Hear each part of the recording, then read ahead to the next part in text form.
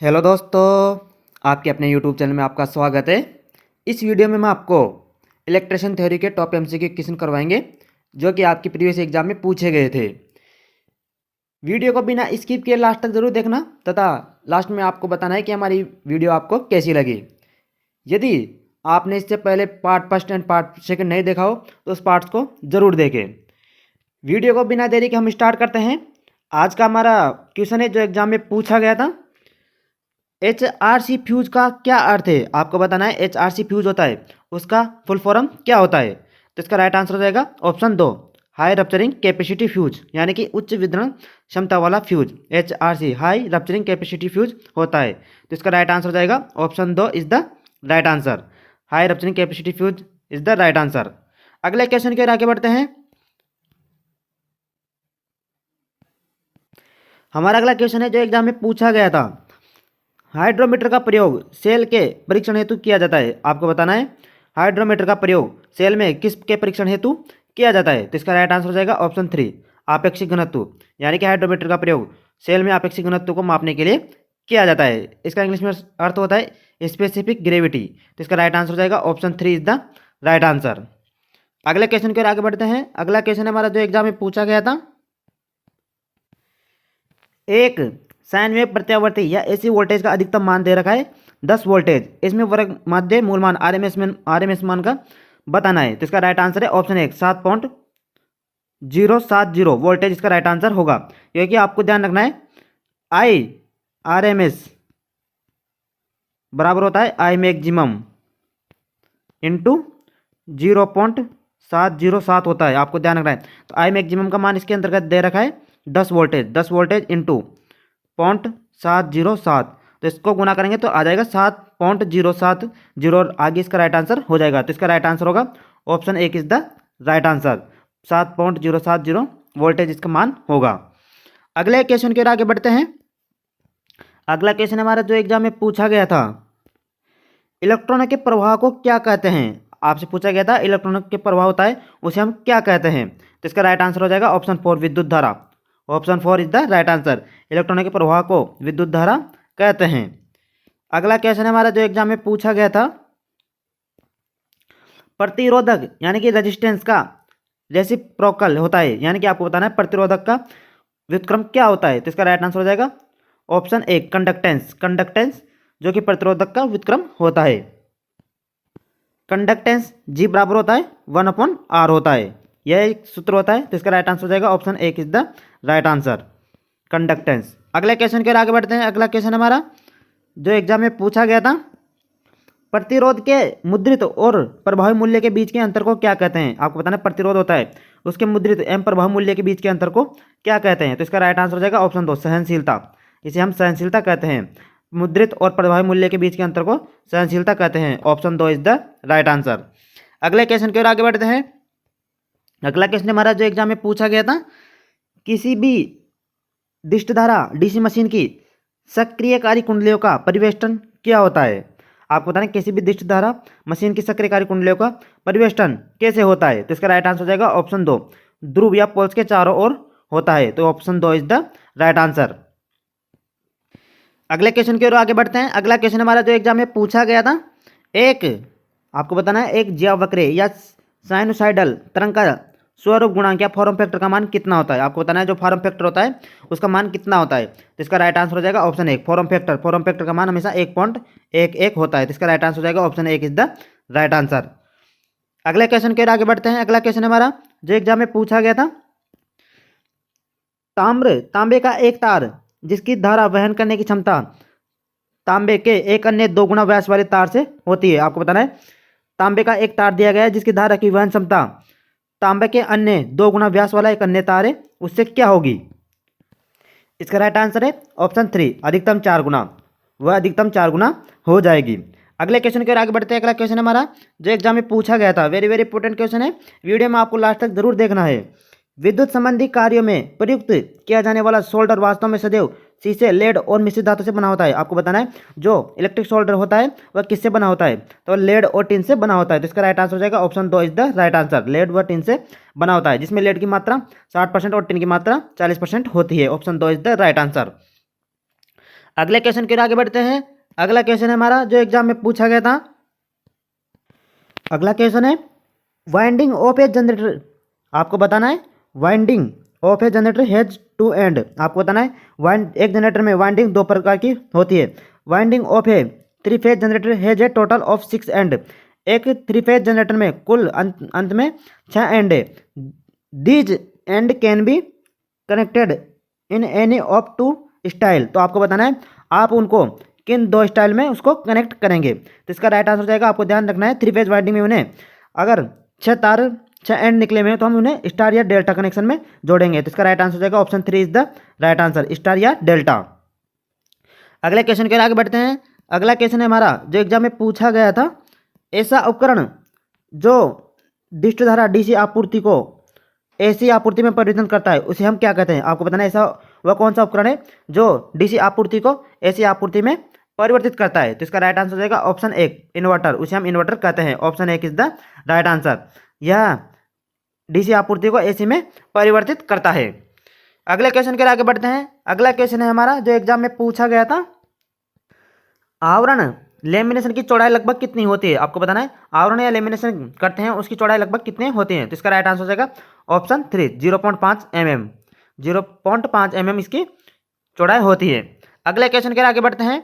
अगला क्वेश्चन है हमारा जो एग्जाम में पूछा गया था, एक प्रत्यावर्तक या अल्टरनेटर का सही प्रावस्था अनुक्रम कौन सा होता है। आपको बताना है एक अल्टरनेटर का सही प्रावस्था अनुक्रम क्या होता है। तो इसका राइट आंसर हो जाएगा लाल, पीला और नीला, यानी कि RYB होता है। तो इसका राइट आंसर हो जाएगा option 4 is the right answer, लाल, पीला, नीला इसका अनुक्रम होता है।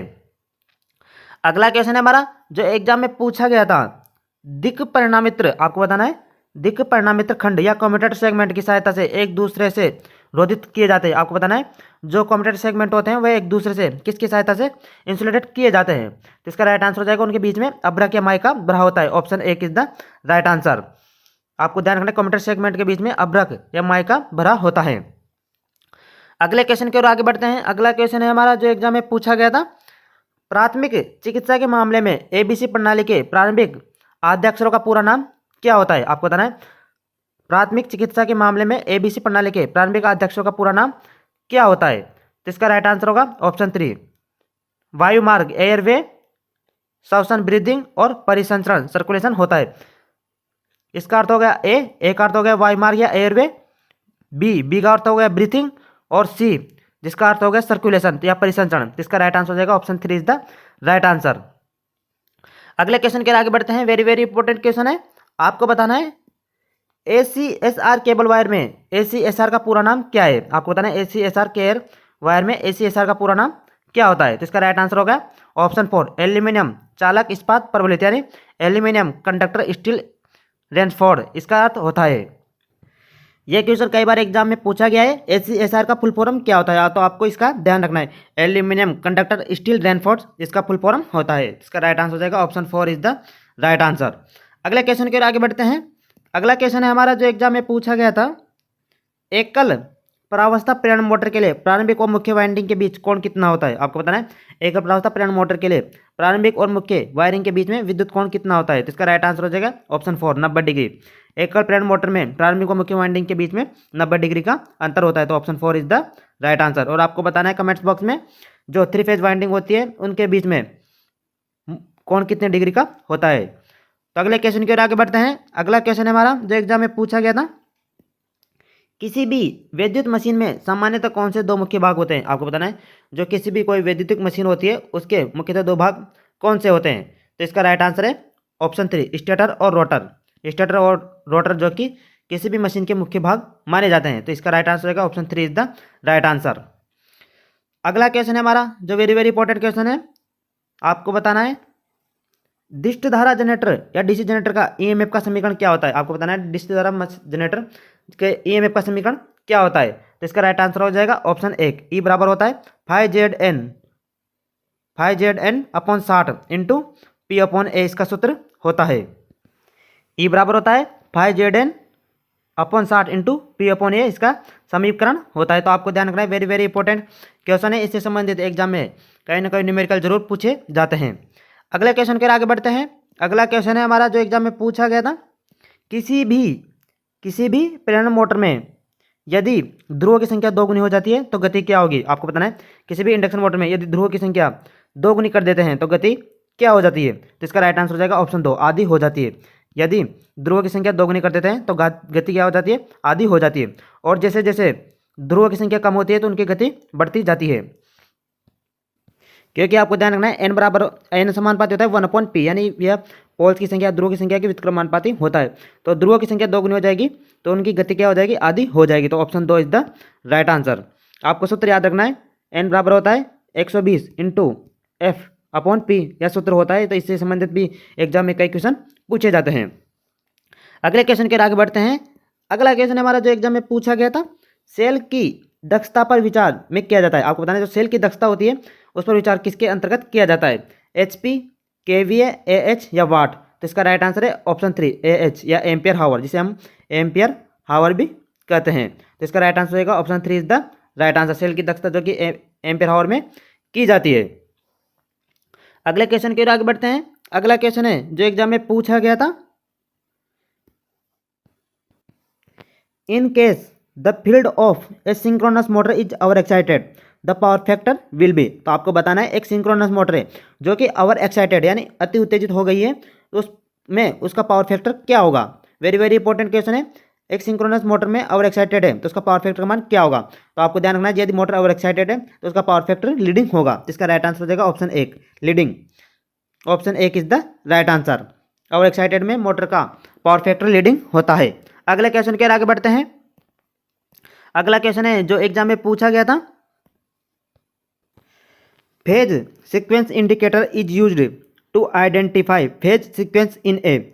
आपको बताना है फेज सीक्वेंस इंडिकेटर में किसके आइडेंटिफाइड के लिए किसका प्रयोग किया जाता है। तो इसका राइट आंसर हो जाएगा option 3 3 phase supply. Option 3 is the right answer. अगले क्वेश्चन की ओर आगे बढ़ते हैं। अगला क्वेश्चन है जो एग्जाम में पूछा गया था, त्रिपरावस्था वाले इंडक्शन मोटर और प्रत्यावर्ती जनरेटर डीसी जनरेटर के संयोजन को क्या कहते हैं। आपको बताना है एक प्रेरण इंडक्शन मोटर है और डीसी जनरेटर के संयोजन को क्या कहते हैं। तो इसका राइट आंसर हो जाएगा MG सेट। इसे हम MG सेट कहते हैं या मोटर जनरेटर सेट भी कहते हैं, जिसके अंतर्गत एक प्रेरण इंडक्शन मोटर व डीसी जनरेटर का प्रयोग किया जाता है। तो इसका राइट आंसर हो जाएगा option 1 is the right answer. अगले क्वेश्चन की ओर आगे बढ़ते हैं। अगला क्वेश्चन है हमारा जो एग्जाम में पूछा गया था, वेरी वेरी इंपॉर्टेंट क्वेश्चन है, यूरेका तार का प्रयोग किया जाता है। आपको बताना है यूरेका तार का प्रयोग किसके लिए किया जाता है। तो इसका राइट आंसर हो जाएगा परिवर्तनीय प्रतिरोध के रूप में। यूरेका तार का प्रयोग परिवर्तनीय प्रतिरोध के रूप में किया जाता है। Option 1 is the right answer. अगले क्वेश्चन की ओर आगे बढ़ते हैं। अगला क्वेश्चन है हमारा जो एग्जाम में पूछा गया था, रोटर परिपथ में प्रेरित विद्युत वाहक बल की आवृत्ति होती है। आपको बताना है रोटर परिपथ में प्रेरित विद्युत वाहक बल होता है, उसकी फ्रीक्वेंसी क्या होती है। तो इसका राइट आंसर हो जाएगा ऑप्शन 1 स्थिर स्थिति पर अधिकतम होता है, यानी कि इसका राइट आंसर हो जाएगा ऑप्शन 1 स्थिर स्थिति पर यह अधिकतम होता है। Option 1 is the right answer. इसी के साथ आज की हम वीडियो हम यहीं समाप्त करते हैं। यदि आपको हमारे वीडियो अच्छी लगी हो तो हमारे चैनल को सब्सक्राइब जरूर करें तथा आपने जिस इससे पहले की वीडियो नहीं देखी हो उस वीडियो को जरूर देखें। इसी के साथ हम अपनी वीडियो को यहीं समाप्त करते हैं। धन्यवाद।